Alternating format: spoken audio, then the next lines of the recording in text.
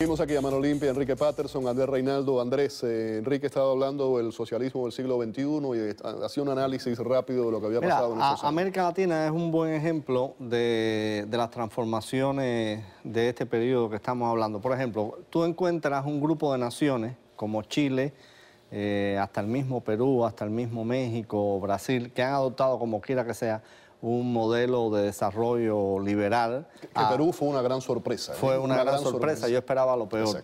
Han adoptado un modelo liberal, han adoptado un modelo racional, actual, se han enfocado hasta hacia el Pacífico mucho más que el resto de las otras naciones, y está la gente del ALBA, que es justamente este tipo de neofascismo con la instrumentación policíaca de Cuba. Y que, sin embargo, por otro lado, la gente dice, no, porque Venezuela cada vez se parece más a Cuba. Es decir, yo no creo que Venezuela va a tener una solución fácil, pero Cuba ha aprendido de Venezuela y ha aprendido de otros muchos, ha aprendido de Irán y ha aprendido de otros muchos modelos neofascistas a controlar la sociedad mediante unas elecciones más o menos potables. Mira, Putin tiene 18 partidos adentro de la Duma, algunos de ellos compuestos por disidentes de una intachable. Sin embargo, no pueden decidir en los asuntos de la nación y cada 5 años mata a uno. Cada 5 años mata a uno. Irán igual.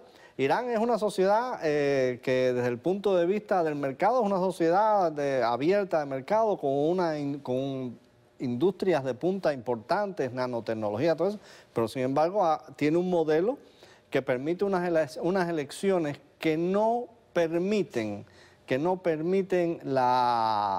salga del poder la casta que la gobierna. Entonces yo creo que Cuba va a ese modelo. Hay una reciente entrevista de hace unos meses del hijo de Raúl, de Alejandro Castro, donde precisamente dice eso, dice, bueno, hemos aprendido que mediante la democracia burguesa hay mecanismos que se pueden... O sea... ¿Están pensando? Sí, ellos han aprendido en ese sentido. Ahora que habla, Enrique, habla Andrés del tema de Cuba, vamos a Cuba. ¿Cómo ves el panorama, los cambios de los últimos 12 años? Hablábamos del traspaso de poder, Raúl Castro, lo que acaba de ocurrir y hacia el futuro. ¿Cómo lo ves? Bueno, en Cuba está ocurriendo un cambio de régimen.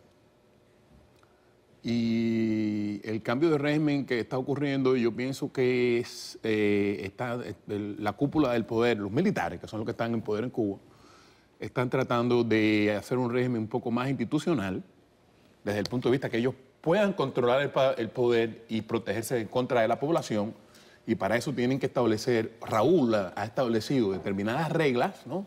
No se pueden estar más de 2 periodos. El problema es que nosotros no sabemos si cuando estos señores desaparezcan, esas reglas se van a poder cumplir.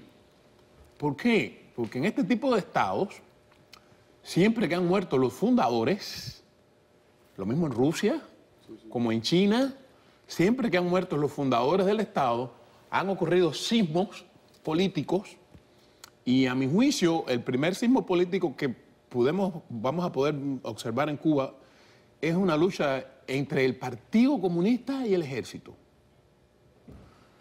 Yo pienso que esa lucha se va a dar en el sentido que el poder real está en el Ejército, pero los que van a heredar el poder necesitan legitimarse, y como ellos necesitan legitimarse, buscando esa legitimidad tienen que abrirse un poco a la sociedad para tener... Claro.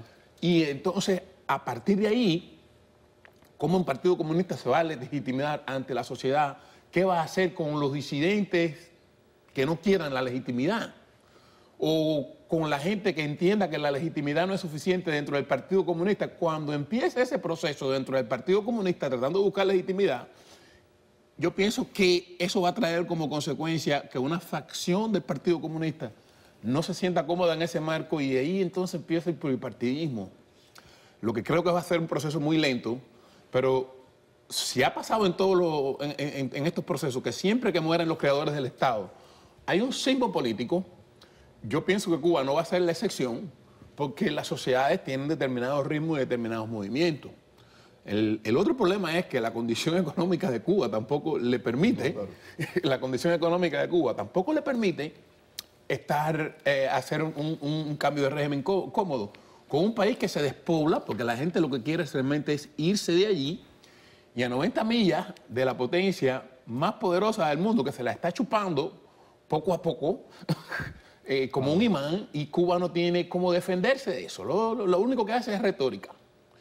Y si Estados Unidos quisieran, ahora en el siglo XX, ver a Cuba, todos los cubanos estarían de acuerdo, al margen de los viejitos. Sí, Andrés. No, mira, el problema de Cuba, Vietnam y China pueden hacer sus cambios, en primer lugar, porque lo empiezan a hacer muy temprano, cuando todavía hay una parte del orden mundial que lo favorece y con el cual simbólicamente se pueden identificar. Cuba no. China tenía petróleo, tiene petróleo. China empezó a importar petróleo cuando ya explotó la economía en los años 90. Vietnam tiene petróleo. Pero además de eso, las transformaciones en China y Vietnam están reforzadas interiormente en la cúpula por necesidades estratégicas. China era hacer un equilibrio con Estados Unidos frente a la Unión Soviética. Vietnam, en cierto modo, es hacer un equilibrio con Estados Unidos y los países de Asia frente a los chinos, etc. Cuba no es nada de eso. Cuba es un elemento demasiado pequeño. Cuba tiene más una importancia simbólica y una importancia cultural en ese esquema de gran política que una importancia económica. En Cuba no hay nada, no hay petróleo, no hay agricultura, no hay nada. Entonces, para esta gente poder dar ese cambio, yo no sé cómo lo van a hacer. Yo creo que esta gente están trabados en una mentalidad que es que no puedes abrir demasiado porque te caes, y que ya no puedes cerrar demasiado porque nadie te aguanta. Eso para ellos es difícil. Por eso es que tú ves que todavía es una política de bandazos. Un día abren y otro día cierran. Y un día dan un paso aquí. Es muy difícil. Yo la verdad que no sé tampoco el impacto que esto de las relaciones va a tener dentro de Cuba, en el sentido de que la gente se puede hacer unas expectativas que el gobierno cubano no va a querer cumplir. Y siguen emigrando, está el temor de que quiten la ley de ajuste cubano. El gobierno no está dispuesto a hacer ninguna concesión económica. Todo esto que nos dicen, saladrigas y todo eso, eso no va a ocurrir.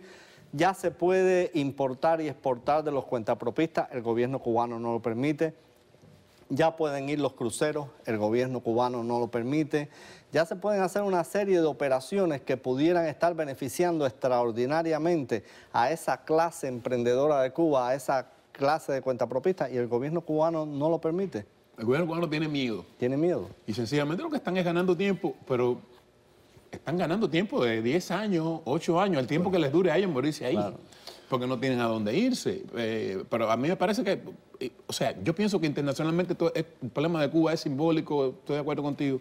A mí lo que me llama la atención en este problema geopolítico es la actitud de Rusia. Ahí quería ir ahora en este nuevo orden. Dicen que no existe, termina la Guerra Fría, esta nueva actitud de Rusia, de Putin específicamente.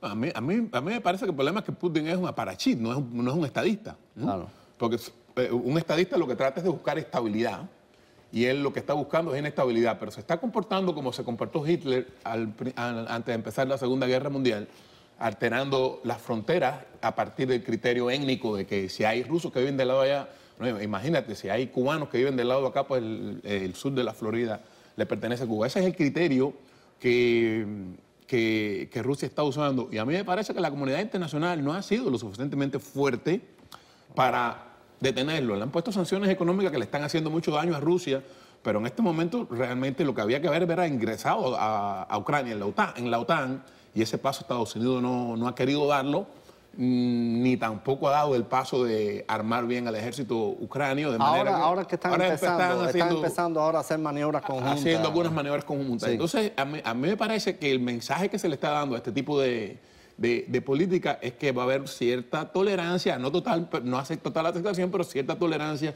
Están apostando a que la baja de los precios del petróleo y las sanciones van a hacer explotar a la Unión Soviética Centro. Realmente Rusia tiene un problema, es el país más grande del mundo con una población que disminuye, y mientras están buscando un conflicto con Occidente y con Estados Unidos, se lo van a chupar los chinos.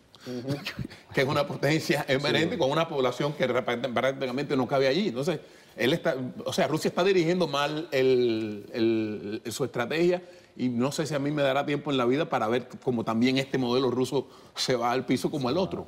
Tengo que ir a la pausa nuevamente, 305-902-6255, 305-902-6255 para sus comentarios, preguntas también para nuestros invitados de la noche de hoy.